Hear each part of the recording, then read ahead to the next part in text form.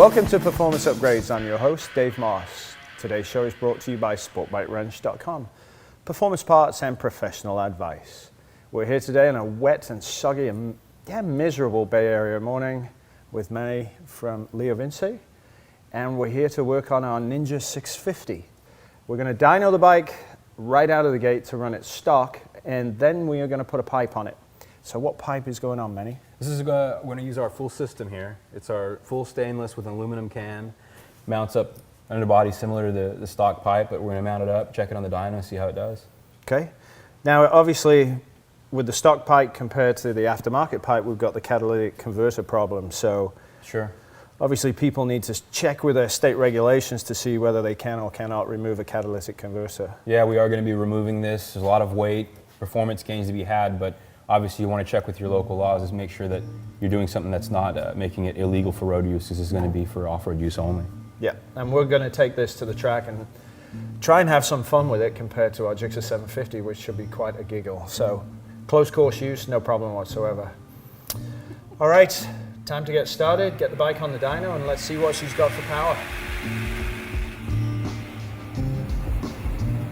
64, just broke 64. What? That's good. That's absurd. Yeah. You're going to have to talk about it real quick. For 20,000, what is on the clock? 20 something, I think? Last one I ran was 65. I didn't realize it made that much. You know, the Versys is detuned. It's more, okay. I think it's got heavier crank or different cams or something. Okay. It's more bottom end. Go ahead and give a review then. I checked the mileage, but I think it's 20,800. Yeah. Oh, that's hilarious. Yeah, 20,800. So 20,800 miles on a little beater commuter bike that's being converted. That's 65, Manny? 64, just over 64 horse. 64 horsepower. Go figure. And I know the air filter is dirty. And you say it's got a crappy map in it. You tell it runs. Yeah, it's very rich. It's very rich. It's particularly down here, even there, real at the high end. It's almost off. It's off the chart rich. Now is there? I was waiting for it. Map, or does it Big. just melt? I can just tell looking at Did it. you find the You can see from the 550 data guy? here. It's super rich, starting at 4, 550. dips off the chart. Even it only comes up It's to not 12 in to your 1 email? even at its best point, gonna look in and your then email super for rich me. again at the high RPM. So you can see all this bobbling right here, the kind of dip right here in the mid range. It's pretty bad mapping wise. It needs a lot of work. All our body work's off, which means this side is gone, the lower is gone, our other side is there. We don't have to worry about that at all. The plate's out of the way and ready, so we can get to the 2 bolts that hold the catalytic converter in place. So now Manny's going to go ahead, take the front, the downpipes off. Probably will break it here, and then the cat as well, or do you want to take it off all as one piece? What do you think? Yeah, we can probably do it as one piece. Just undo these. We'll get those first, and then undo these, and just drop the whole thing out. All right, I Yeah. will go get a rag because this pipe is still hot. Okay.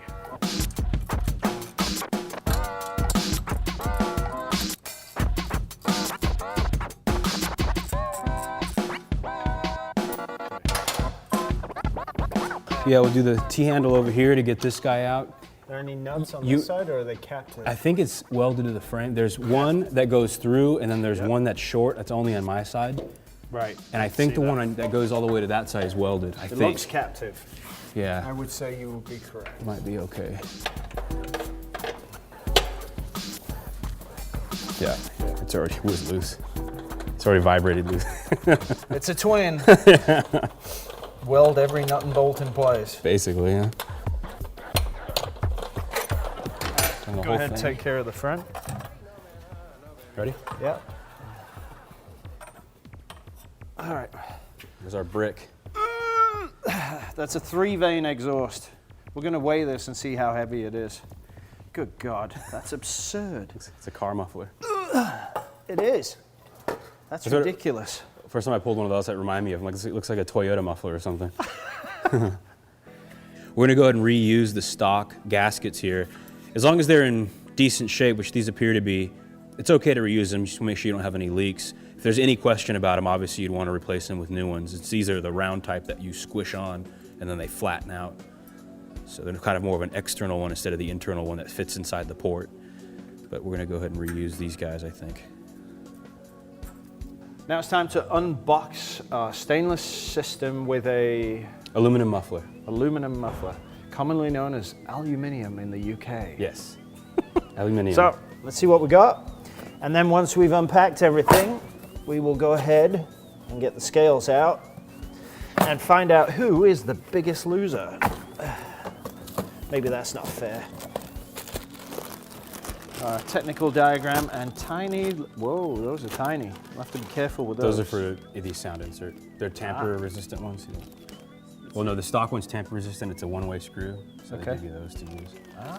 Okay. We don't use them. We don't need them.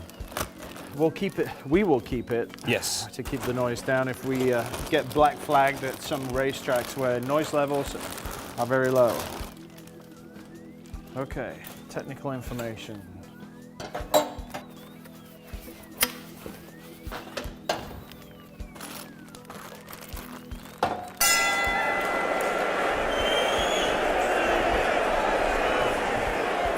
Le Brick. Weighing in at, in the blue corner, 17.8. 17.8 what? Pounds? Pounds. Kilograms? That's pounds. Pounds. Yeah. I was hoping it was kilograms. It feels that bloody heavy. Good God, that's absurd. And this guy.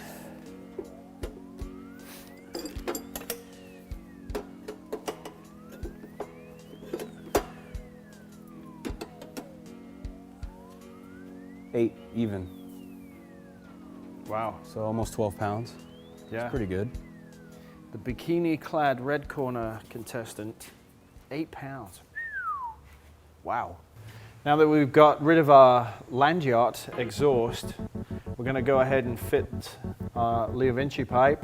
So, much as a jigsaw, we got part numbers to look at for lining things up. So why don't you walk us through that, Manny? We have basically the same setup we used on the GSX-R. So we have the collars and flanges here that are going to go in the exhaust ports, set them up with the springs for quick release so we can snap the thing on and off very easily, especially with the access we have to the front of the motor. So we'll get those on there, get it popped in. We've got our muffler that's going to go on here and bolt up to the back section. It's pretty basic, very simple. Shouldn't take us very long at all. Now, as you mentioned with the GSX-R, putting the flanges and the collars on is really important for you to dry fit it first, so to speak, or put it on and line it up. Right. Make sure that you don't have your spring going across the pipe. Right, as you can see, we have looking at it from this way, we have the spring mounts on the left side of the pipe and the left side of the bike on this way. So when we mount the collars and flanges up, we want to make sure we have the spring holes right so that there's a straight shot to this, as opposed to having it here and wrapping around the pipe and burning the spring or stretching it. So as long as you do everything, take a second to do it right the first time, you'll not have any problems later. It's so nice when you've got the quick release like this. Yeah. Easy swaps. It's the same, no, it's very light. Same as stock, but it's usually around 15 or something like that, yeah. You can see the flanges, if you overdo it, they start to tweak a little bit. I've seen guys just buckle them back. So you can't even remove them. Right. You have to grind them off because they're bent so bad they won't clear the studs. We're going to go ahead and hang these springs in there beforehand, before we slide the primaries in. If you go ahead and hang them in first, it's a lot easier when you slide the pipe in, pull your spring puller and just get it all set up. Otherwise, you're fumbling in there trying to get them attached when you've got the pipe in the way. So go ahead and start here.